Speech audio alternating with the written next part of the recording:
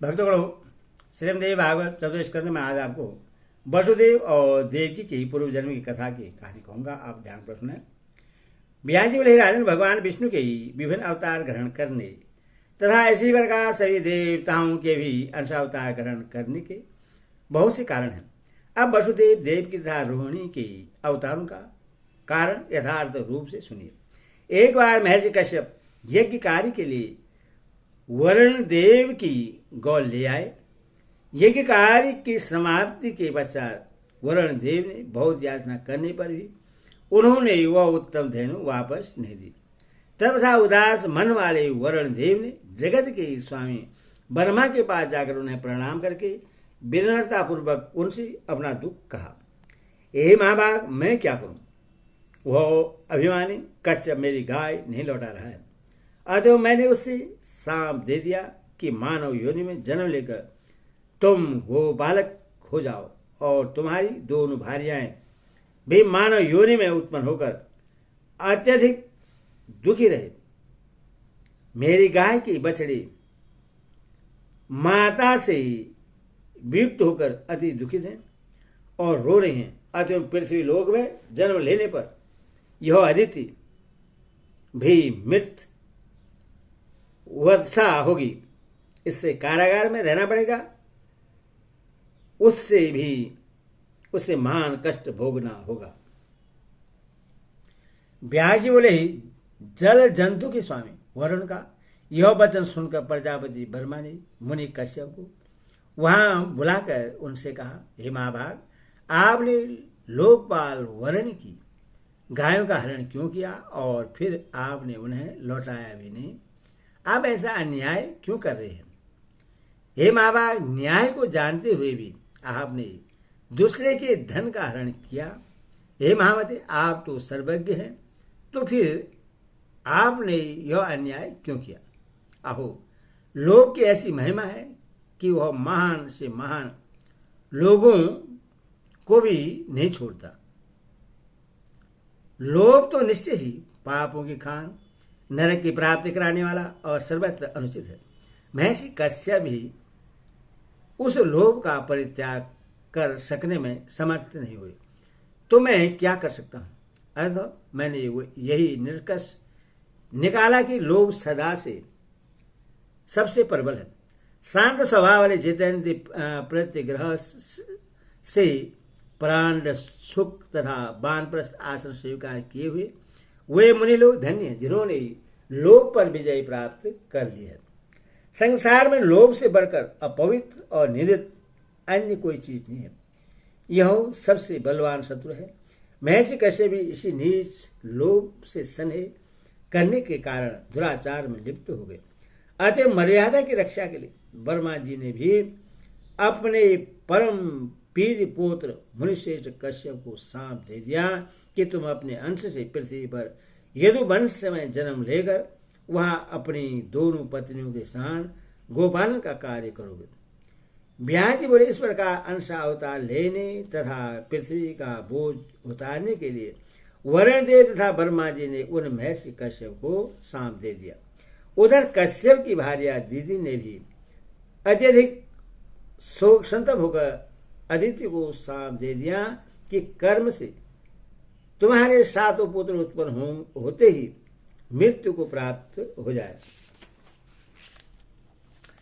जन्मेजय बोले, हे मुनि, दीति के द्वारा उसकी अपनी बहन तथा इंद्र की माता अदिति क्यों साबित की गई?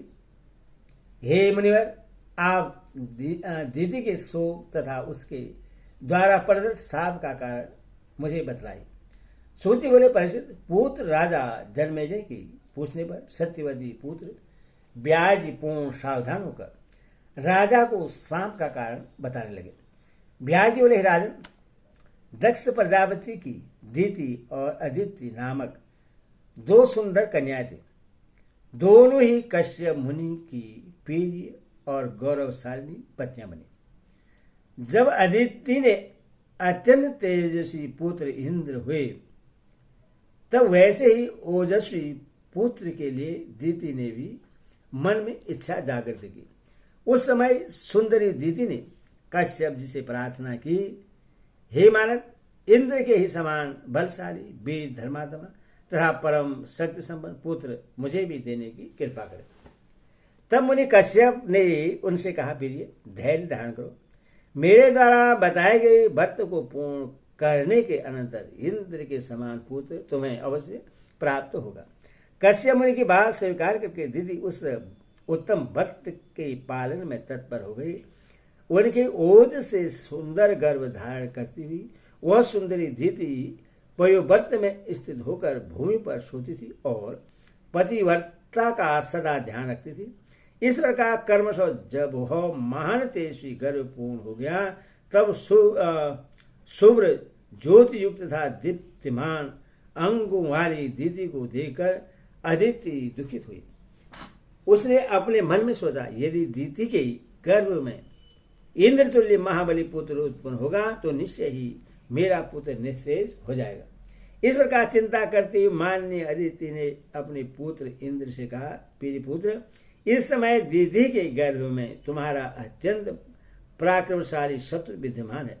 हे सोमने, तुम सम्यक विचार करके उस शत्रु के नाश का प्रयत्न करो, जिससे दीदी की गर्भोत्पत्ति ही विनष्ट हो जाए।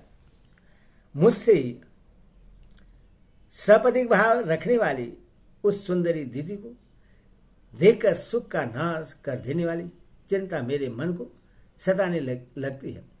जब शत्रु बढ़ जाता है तब राज सहीमा रोग की भांति वो नष्ट नहीं हो पाता है।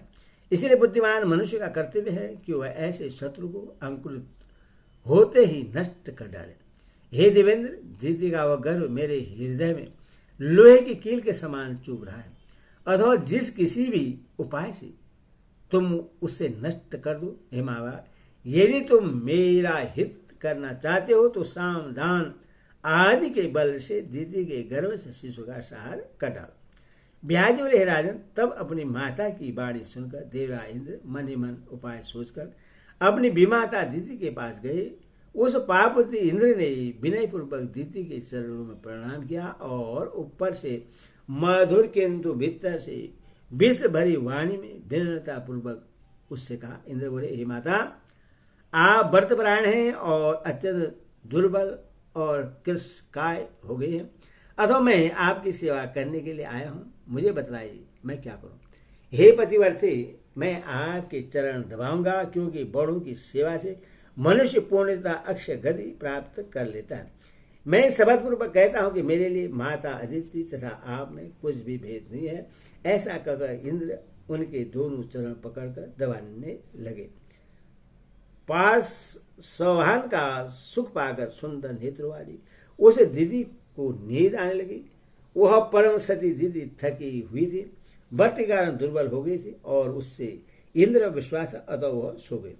दीदी को नींद के वशीभूत देखकर इंद्र अपना अत्यंत स्वरूप बनाकर हाथ में शस्त्र लेकर बड़ी सावधानी के साथ दीदी के शरीर में प्रवेश कर गए। इस प्रकार योग बल द्वारा दीदी के उदर में शीघ्र ही प्रविष्ट होकर इंद्र ने वज्र से उस गर्भ के 7 टुकड़े कर डाले। उस समय वज्राघात से दुखित हो गर्भस्थ शिशु रुदन करने लगा। तब धीरे से इंद्र ने उससे मां रुद्र मत रो ऐसा कहा। तब था इंद्र ने पुनः उन 7 टुकड़ों के 7 खंड कर डाले। हे राजन, वही टुकड़े 49 मरुदगण के रूप में प्रकट हो गए। उस छली इंद्र द्वारा अपने गर्भ को वैसा विकृत किया गया जानकर सुंदर दांतों वाली वह दीदी जाग गई और अत्यंत दुखी होकर क्रोध करने लगी। यह सब बहन अदिति द्वारा किया गया है, ऐसा जानकर सत्यव्रत परायण दीदी ने कुपित होकर अदिति और इंद्र दोनों को साथ दे दिया कि जिस प्रकार तुम्हारे पुत्र इंद्र ने छलपूर्वक मेरा गर्भ छिन्न भिन्न कर डाला है, उसी प्रकार उसका त्रिभुवन का राज्य शीघ्र ही नष्ट हो जाए। जिस प्रकार पाप ने अदिति ने गुप्त पाप के द्वारा मेरा गर्भ गिराया है और मेरे गर्भ को नष्ट करवा डाला है, उसी प्रकार उसके पुत्र भी कर्मश उत्पन्न होते ही नष्ट हो जाएंगे और वह पुत्र शोक से अत्यंत चिंतित होकर कारागार में रहेगी। अन्य जन्म में भी इसकी संतानें मर जाया करेंगी। ब्याजी बोले, इस प्रकार मरीचि पुत्र कश्यप ने दीदी पर दर्द सांप को सुनकर उससे संतान देते हुए प्रेम पूर्वक यह वचन कहा, हे कल्याणी, तुम क्रोध मत करो, तुम्हारे पुत्र बड़े बलवान होंगे। ये सब 49 मरुत देवता होंगे जो इंद्र के मित्र बनेंगे। हे सुंदरी, 28वें द्वापर युग में तुम्हारा सांप सफल होगा। उस समय अदिति मनुष्य योनि में जन्म लेकर अपने किए कर्म का फल भोगेगी। इस प्रकार दुखित वरुण ने भी उसे सांप दिया है। इन दोनों सांपों के सहयोग से यह अदिति मनुष्य योनि में उत्पन्न होगी। ब्याजी बोले, इस प्रकार पति कश्यप की आश्वासन देने पर दीदी संतुष्ट हो गई और वह पुनः कोई अपनी वाणी नहीं बोली। हे राजन, इस प्रकार मैंने आपको अदिति के पूर्व सांप का कारण बताया है। हे निर्विशेष, वही अदिति अपने अंश से देवी के रूप में उत्पन्न हुई है। बोलो भक्ति माता की जय।